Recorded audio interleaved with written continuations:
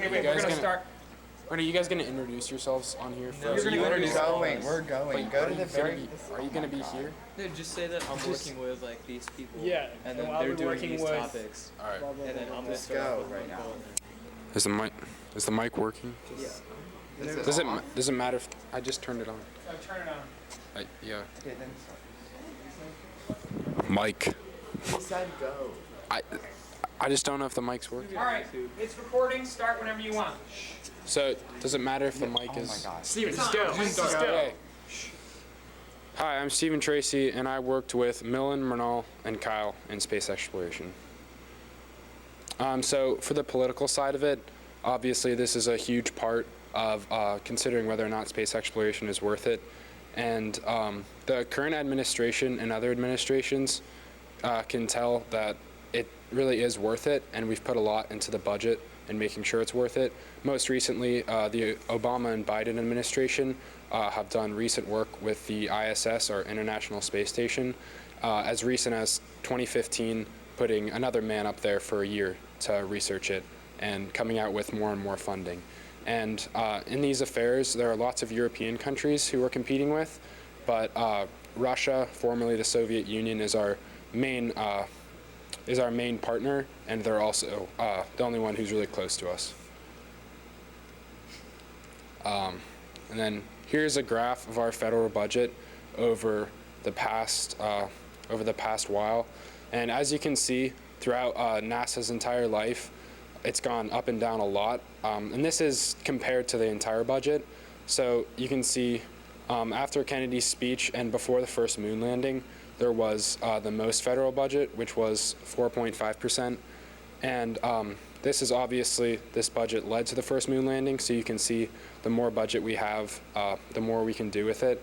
And you can see more towards 2015 and coming along in the 21st century that it's kind of tapered off. And this isn't because the funding has gone away, it's just because the entire federal budget has increased, making the percentage smaller for NASA. But that doesn't necessarily mean that it's less funding. But it does have to be tighter funding and more specific and warranted.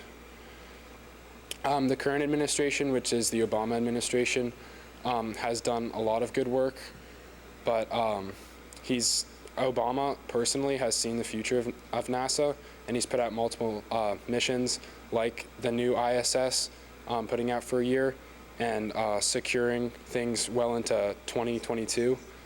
And also, he said he's investigating more into Mars, and the ISS is now fully functional and doing research that numerous people have said is going to be better for the taxpayer because more research is being done, and it's going to show why space exploration needs to happen and why it should be part of the budget.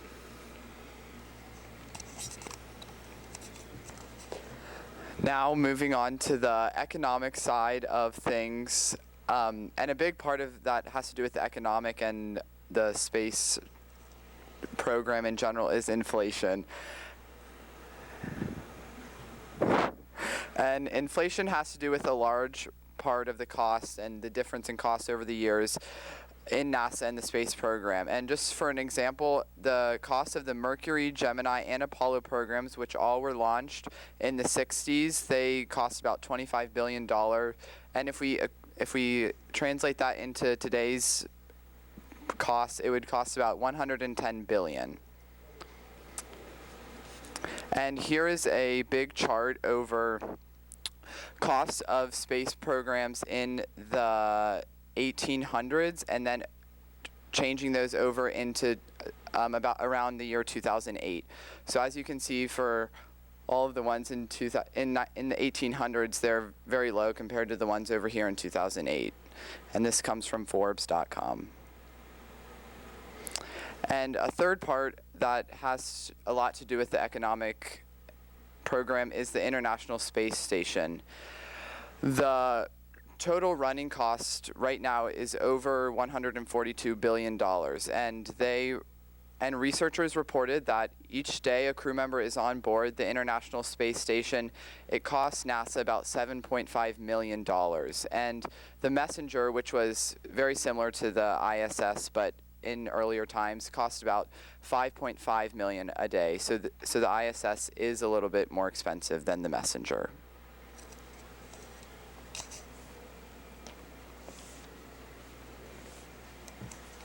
So next we looked at the scientific benefits that come from the NASA Space Exploration Program and how it's even more relevant and important in today's world than it was before. And that's because of two main things, and those are the spin-off technologies that NASA has created along with private corporations and its future partnership with a new company called SpaceX. So spin-offs are technologies that are co-developed between NASA and private companies that actually help improve daily life at home and in medical fields, for example. Here we have a ventricular. The heck? How do you go back? Oh.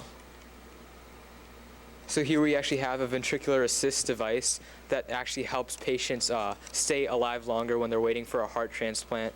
And it's really unique because this device is really small compared to the other ones that are in the market right now. And another development that NASA has made with a private company is the drills and a lot of power tools that are made by Black & Decker.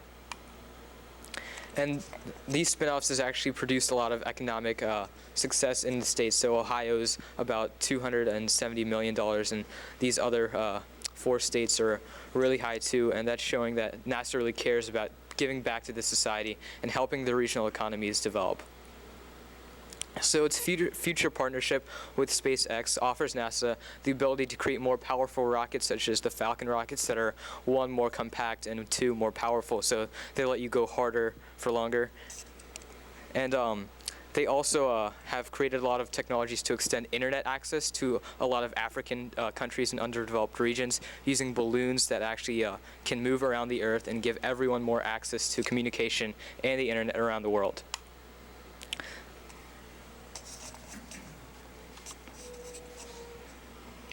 All right, and our last thing was ethics and morals, and the 3 points that we focused on were expanding our knowledge, due process, and budgetary issues, and finally looking towards the future. All right, so for expanding our knowledge, we basically said that as humans, we have a moral obligation to explore. We've always had a history of pioneering, even our nation, the United States of America. It started out because people started exploring, and space, we said, was the final frontier to do this kind of thing. For due process and budget, well, basically what we said here was that all programs are equal, and to say that that we should cut this NASA's funding is not really fair to NASA itself, because there are several other programs that could also be cut, and we're morally bound to at least give space a chance. And finally, we said looking towards the future, we have a limited time on Earth as a race, and there was a theory proposed by Thomas Malthus in the 19th century in which he stated that human population expands exponentially while food and resources expand at a linear scale. And although at that time that theory was proven wrong, in this case it's very relevant today, because we have, by the year 2050, we're predicted to have 9 billion people, and we're meant to look for alternative avenues of survival. So basically, we're morally bound to pursue space exploration because we have to give ourselves a chance if the time ever comes that Earth cannot sustain human population.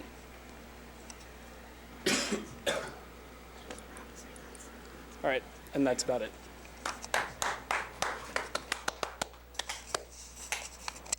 Okay. Are we doing questions? I want to stop the recording because I want to ask you guys some questions. I feel like we need that. I need that. I was thinking of the tennis match. I was like, I was like, how hard to fly? I was like, shit.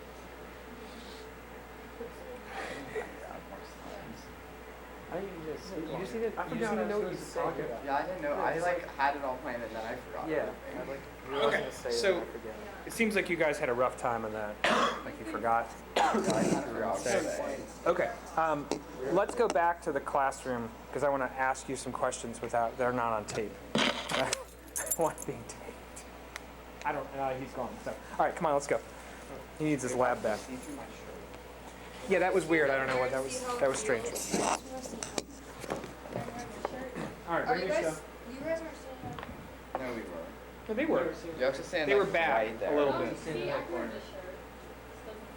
I look so small. Why would You you are wear that small, long honey. t-shirt? All right, let's go. Come on. Okay, Come on, get your stuff, bring your stuff. Your shirt looks horrible. You can block. Come on. It's not my fault. Come on, come on, come on. No. Okay, good job. I'm glad you got a chance to rehearse. That's key.